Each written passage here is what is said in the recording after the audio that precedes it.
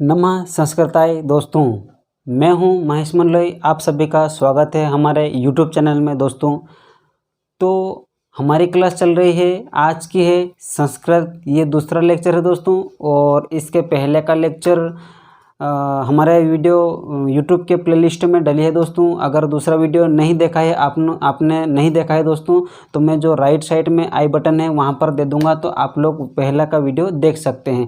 हमारी क्लास आज दूसरा लेक्चर है, ये है संस्कृत है दोस्तों। क्या है? संस्कृत है। तो हम लोग आज संस्कृत पढ़ेंगे, और हम लोग यहाँ से आज पढ़ेंगे दोस्तों कि वर्ण है। यहाँ पर आपको दिखाई दे रहा होगा कि वर्ण है और अक्षर है दोस्तों। और साथ ही साथ इसके बाद में दोस्तों हमने दूसरी स्लाइड में ये पढ़ेंगे कि माहेश्वर सूत्र पढ़ेंगे। क्या पढ़ेंगे दोस्तों? माहेश्वर सूत्र पढ़ेंगे। तो बहुत ही माहेश्वर सूत्र ऐसे याद किया जाता है जैसे मैं आज बताऊंगा, बहुत ही सरलता के साथ। और दोस्तों बने रहिए, आप वीडियो एंड तक देखिए, बहुत अच्छे से आपको मैं माहेश्वर सूत्र बताने जा रहा हूँ आज। तो दोस्तों, माँ तेरे पसीने को हर एक बूंद को मोती सा चमकाऊंगा, तू सपने बड़े देखना, पूरा करके तेरा बब्बर शेर दिखलाएगा। क्या दिखलाएगा दोस्तों? बब्बर शेर। तो हम लोग, हमारे माँ बाप के सपने जो है दोस्तों, तो हमको वो पूरा करके दिखलाना है। तो आइए दोस्तों हम लोग शुरुआत करते हैं। हम लोग के माहेश्वर सूत्र देखेंगे, और माहेश्वर सूत्र बहुत ही अच्छे से दोस्तों कि भगवान शिव के डमरू से माहेश्वर सूत्र कैसे आए हैं। और ये सूत्र हम लोग देखेंगे आज, माहेश्वर सूत्र, कि इन्हीं संस्कृत भाषा में जो संस्कृत सब्जेक्ट है दोस्तों, कि हिंदी में वर्णमाला हमारा जैसा होता है, वैसा ही माहेश्वर सूत्रों से ही, माहेश्वर सूत्र को ही वर्णमाला संस्कृत में माना गया है। तो आइए हम लोग शुरुआत करते हैं कि क्या है। यहाँ पर देखेंगे हम लोग कि वर्ण क्या है दोस्तों? वर्ण। तो भाषा की वह छोटी से छोटी इकाई, क्या है? छोटी से छोटी इकाई जिसके और अधिक स्वतंत्र व सार्थक टुकड़े नहीं किए जाते हैं, उसे वर्ण कहते हैं। क्या कहते हैं दोस्तों? कि ऐसे वर्ण जिनके सार्थक टुकड़े, यानी कि छोटे से छोटे, ये यहाँ पर लिखा है दोस्तों कि छोटी सी छोटी इकाई जिसके और अधिक स्वतंत्र व सार्थक टुकड़े नहीं किया जाता है। जैसे इसके टुकड़े करके देखिए ना दोस्तों, अ के टुकड़े हो रहे? क्या नहीं हो रहे? ये क्या है? वर्ण है। अगर मान लीजिए ये क लिखा है, तो दोस्तों ये टुकड़े होंगे, क में से क्या बाहर आएगा? अ बाहर आएगा। तो ये हो गए, ये है दोस्तों सार्थक टुकड़े। क्या है? क में से बाहर आ गया अ है, तो ये है वर्ण है दोस्तों। तो और इनको क्या बोला है यहाँ पर कि सार्थक टुकड़े नहीं किए जाते हैं। अब यहाँ से और इनको छोटे टुकड़े में नहीं तोड़ा जा सकता है।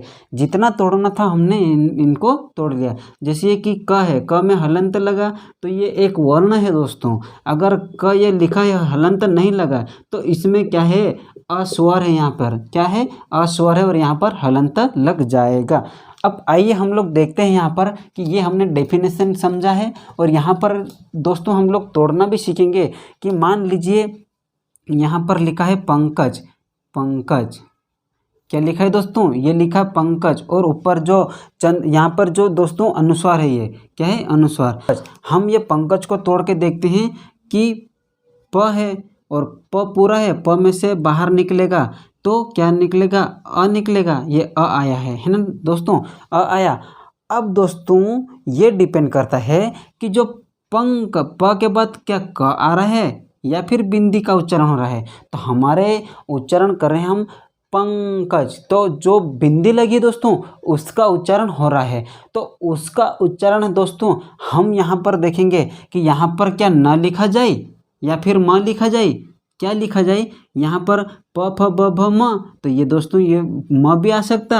आप कहोगे कि यहाँ पर म भी आ सकता, और ये क ख ग घ अंग, यहाँ पर अंग भी लिख सकते दोस्तों। क्या लिख सकते? अंग। तो हम लोग यहाँ पर ये डिसाइड करेंगे कि कब अंग आएगा और कब म आएगा, और कब न आएगा, कब या आएगा। ये हम लोग यहाँ पर देखेंगे दोस्तों कि आपके मन में डाउट होगा कि ये दोस्तों ये कब आते हैं, कि पंचमाक्षर यहाँ पर कैसे आते हैं और कब आते हैं। तो मैं आपको बताना चाहूँगा कि दोस्तों यहाँ पर अंगा कब आएगा और कैसे आएगा। तो देखिए यहाँ पर प में से बाहर निकला अ, फिर दोस्तों यहाँ पर अंग क्या है, जो यहाँ पर जिस शब्द के पहले जहाँ पर बिंदी लगी है दोस्तों, यहाँ क के पहले क्या है, प है, तो प के ऊपर जो बिंदी लगी है तो जो दूसरे शब्दों को देखते ही हमको यहाँ पर पंचमा अक्षर या अनुस्वार का प्रयोग किया जाएगा। तो यहाँ पर क है तो क का पंचमा अक्षर में परिवर्तन हो जाएगा, अंग में हो जाएगा। अगर दोस्तों यहाँ पर मान लीजिए प होता यहाँ पर, तो प का पंचमा अक्षर म होता तो म में परिवर्तित हो जाता है। तो यहाँ पर हमको यहाँ पर है कि दोस्तों यहाँ पर क है तो क का पंचमा अक्षर क्या है, अंग है, तो दोस्तों ये अंग लिख दिया हमने। ठीक है, पंग हो गया, पंग। क है दोस्तों, फिर क्या है, क में से बाहर आएगा अ स्वर आएगा। ठीक है दोस्तों, फिर क के बाद ज है तो यहाँ पर ज लिख लीजिए। ज में हलंत लगाना जरूरी है, ज में, क्योंकि दोस्तों यहाँ पर प में हलंत लगाएंगे तो अ बाहर आएगा, और दोस्तों यहाँ पर क में हलंत लगाएंगे तो यहाँ पर हलंत लगाने से अ बाहर निकल आएगा। और यहाँ पर ज है, ये जो ज है, ज में हलंत लगाएंगे तो बाहर आएगा अ। अब ये तो हो गया है, हमने तोड़ना सीखा कि वर्ण की डेफिनेशन के साथ आपको बताया मैंने कि ये वर्ण ऐसे तोड़े जाते हैं। अब इनको और भी छोटे नहीं कर सकते हैं दोस्तों, ये हमने पूरी तरह से तोड़ दिए। तो यहाँ पर पंकज शब्द में कितने वर्ण हैं, तो यहाँ पर पंकज शब्द में यहाँ पर है, देखिए 1 2 3 4 5 6 7, कितने हैं, 7 वर्ण है। कितने हैं, 7 वर्ण है। पंकज शब्द में 7 वर्ण है। चलिए अगला हम तोड़ेंगे, अगला शब्द एक और देखेंगे कि चंचल। क्या है, चंचल लिखा है, ये चंचल। ठीक है, ये लिखा है चंचल लिखा है। हम लोग यहाँ पर चंचल तोड़ेंगे तो कैसे तोड़ेंगे, यहाँ पर देखिए ये च है तो ये च है, च में हलंत लगाएंगे तो बाहर आएगा अ स्वर आएगा। क्या है, अ आएगा। फिर यहाँ पर दोस्तों जो ये बिंदी है तो हम लोग यहाँ पर क्या ले सकते हैं कि जो बिंदी हमारे पंचमा अक्षर में परिवर्तन हो जाएगा। तो आपको मैंने यहाँ पर जो बताया था कि जो क है, क जो बिंदी है उसके बाद कौन सा वर्ण है, क है, तो क के पहले जो लगा है, तो क के पहले अंग लग या बिंदी लगी है तो उसी क में क का पंचमा अक्षर में परिवर्तन होगा। तो यहाँ पर भी वही कंडीशन आएगी कि च का पंचमा अक्षर क्या है, य है। क्या है, य है, और हलंत वाला य आएगा। ठीक है, ये च का पंचमा अक्षर में परिवर्तन हो जाएगा, ये य में हो जाएगा ये। ठीक है, अब दोस्तों ये च आएगा। क्या आएगा, च, ये हलंत लगेगा तो अ बाहर आएगा। अब यहाँ पर ल है। क्या है, ल है, ये ल में बाहर आएगा अ है।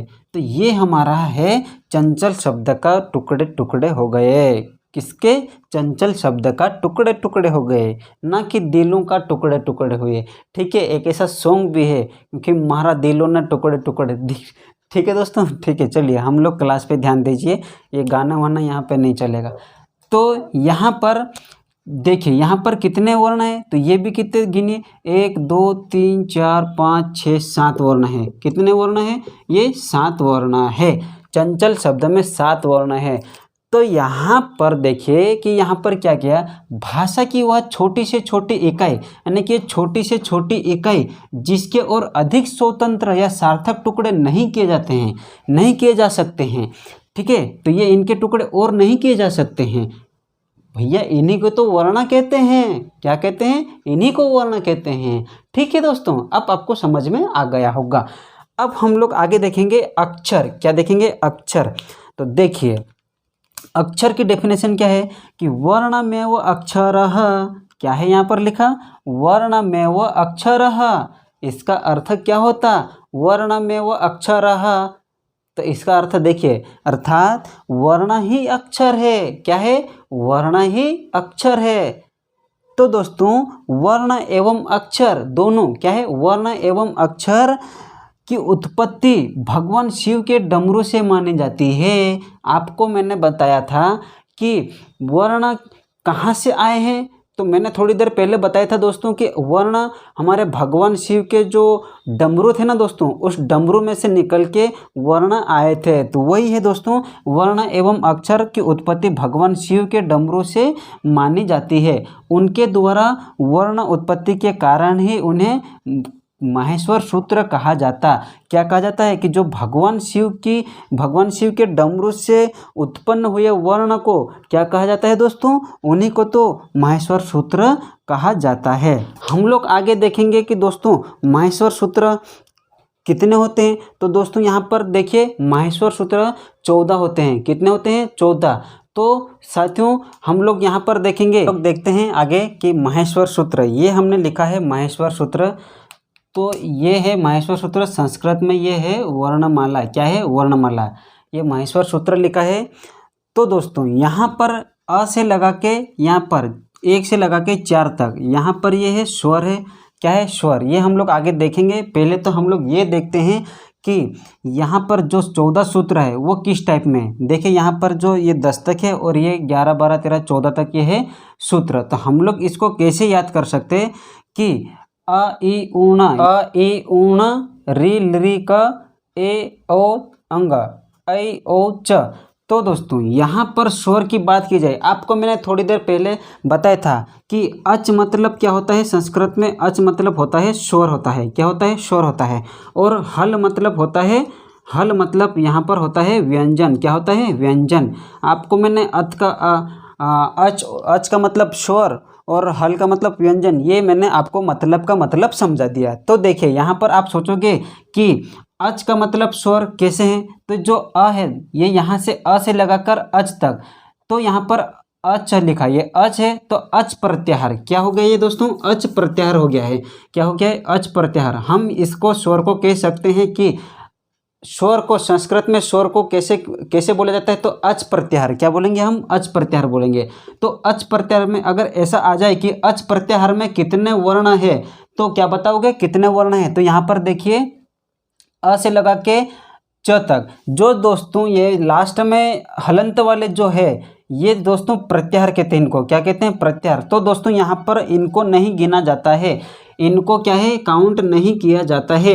जब हमने कहा कि यहाँ पर अच प्रत्याहार में कितने वर्ण है, तो हम लोग यहाँ पर देखेंगे कि अ ई उ री लृ ए ओ ऐ ओ। तो ये यहाँ पर हम देखेंगे जो ये नहीं गिनेंगे, हलंत वाले वर्ण नहीं गिनेंगे।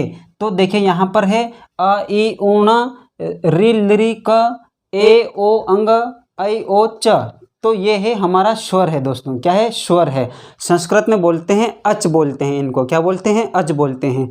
आपको मैं इसके बाद और बता दूंगा कि कैसे याद किया जाएगा इनको। यहाँ पर अभी मेरे साथ बोलिए आप लोग भी कि यहाँ से शुरुआत होगा ह। ये जो दोस्तों ह है और ल, ये लास्ट में जो आखिरी में ल है, तो ये हल है। क्या है? हल है। तो हल यहाँ पर दोस्तों बोला जाएगा, हल को क्या बोला जाएगा? व्यंजन। क्या बोला जाएगा? व्यंजन बोला जाएगा। तो ये यहाँ पर पढ़िए हय वरट।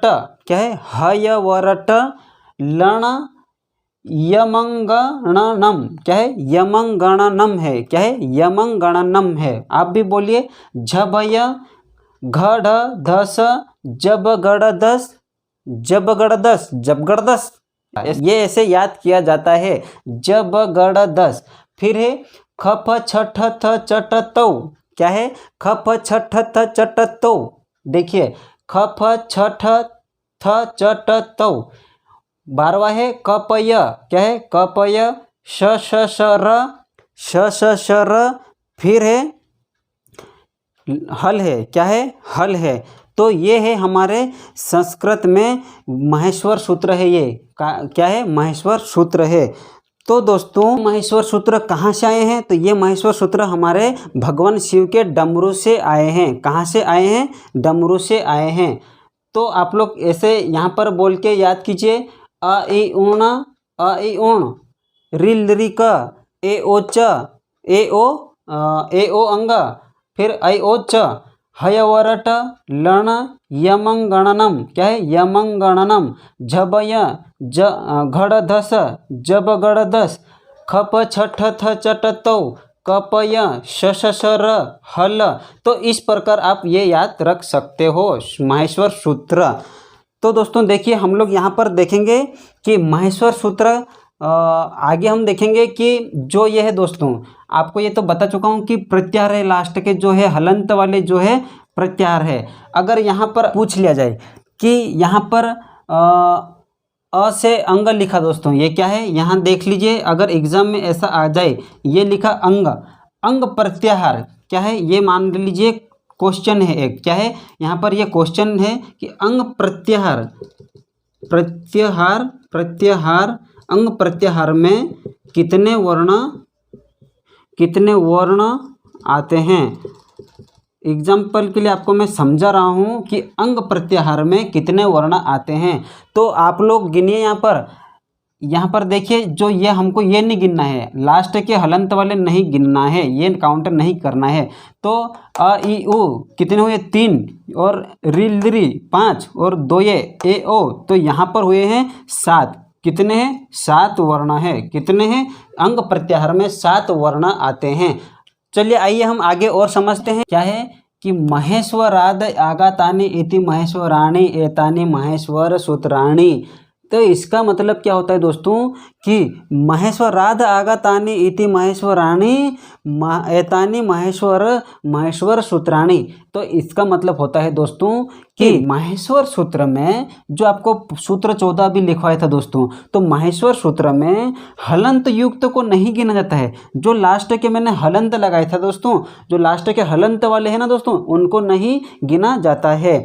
और दोस्तों महेश्वर सूत्र में सूत्र क्रमांक 1 से 4 तक, जो आपको मैंने बताया था 1 से 4 तक, जिनको मतलब हम क्या कहते हैं 1 से 4 तक स्वरों का वर्णन किया जाता है। किनका वर्णन किया जाता है? स्वरों का वर्णन किया जाता है, जिनको हम क्या कहते हैं? अच कहते हैं। ठीक है दोस्तों। तो तथा सूत्र क्रमांक 5 से 14 तक बताया था दोस्तों, तो 5 से दोस्तों सूत्र क्रमांक 5 से 14 तक व्यंजन वर्ण का प्रयोग किया जाता है। यह आपको मैं बता चुका हूँ। पर लेकिन दोस्तों यहाँ पर देखिए कि महेश्वर सूत्र में ह वर्ण 2 बार आता है। कितने बार आता है? जो महेश्वर सूत्र में ह वर्ण जो है, ये ह वर्ण 2 बार आता है। तो दोस्तों एक बार तो देखिए आप कि ह वर्ण एक बार आता है। 5वें सूत्र आपने जो अभी लिखा होगा सूत्र, मैं आपको 14 सूत्र लिखा है, वहाँ पर देखिए कि सूत्र क्रमांक 5वें में देखिए दोस्तों कि 5वें में ह या व र ट लिखा है। मैंने क्या लिखा? ह या व र ट लिखा। तो एक ह तो यहाँ से है, और दोस्तों एक है लास्ट में जो 14 में लिखवाया था, हल लिखवाया था दोस्तों। जो 14 सूत्र नंबर पे देखिए हल लिखवाया था। तो दोस्तों यह है एक ह यह यहाँ आता और एक है ह 5 सूत्र क्रमांक 5 में आता। तो ह वर्ण का 2 बार प्रयोग होता है। तो दोस्तों यहाँ पर देखिए अणा का प्रयोग भी दोस्तों, जो ये है क्या है? ये अणा है, तो ये अणा का प्रयोग भी 2 बार किया जाता है। तो एक तो कहाँ है? सूत्र क्रमांक 1 में फर्स्ट में ही देख लीजिए, लास्ट में जो हलंत वाला है। ठीक है दोस्तों, जो हलंत वाला है एक अणा तो यहाँ पे है, और दोस्तों एक अणा है सूत्र क्रमांक 7 पे आ जाइए। कितने पे आ जाइए? सूत्र क्रमांक 7 पे आ जाइए। तो सूत्र क्रमांक 7 पे आ जाइए। तो सूत्र क्रमांक 7 में है जो लिखा है कि यमं गणनम लिखा है दोस्तों। क्या है? यणं गणनम लिखा है। तो एक अणा यहाँ पे है सूत्र क्रमांक 7 में, और एक सूत्र क्रमांक 1 में है जो लास्ट में। तो दोस्तों अणा का प्रयोग भी 2 बार किया जाता है। तो दोस्तों यहाँ पर आपको ये उम्मीद करता हूँ कि वीडियो अच्छा यहाँ पर जो समझ में आया होगा कि महेश्वर सूत्र कहाँ से आए, कैसे आए हैं। तो हमारे भगवान शिव के डमरू से आए हैं। इस प्रकार से और भी हम लोग क्लास आगे कंटिन्यू रखेंगे कि और भी अच्छे आप तक वीडियो लाएंगे। तो दोस्तों चैनल को सब्सक्राइब कीजिए और वीडियो को लाइक कीजिए। दोस्तों आप हमारे साथ बने रहिए, आपका सहयोग है, आप यहाँ पर बने रहिए, आपको मैं सारे टॉपिक कवर करवाऊंगा। तो प्लेलिस्ट हिंदी की प्लेलिस्ट बनी है, वहाँ पर आप यहाँ जाकर देख सकते हैं कि लघु स्वर और दीर्घ स्वर ये क्या होती है दोस्तों। वहाँ पर भी हिंदी का वर्णमाला सारी डिटेल में है दोस्तों, वहाँ पर सारी चीज़ें आपको कवर हो जाएगी। तो दोस्तों अब अगले वीडियो तक बने रहिए, तब तक के लिए ठीक है दोस्तों। आज का वीडियो हम लोग यहीं तक रखते हैं। जय हिंद, जय भारत, धन्यवाद दोस्तों।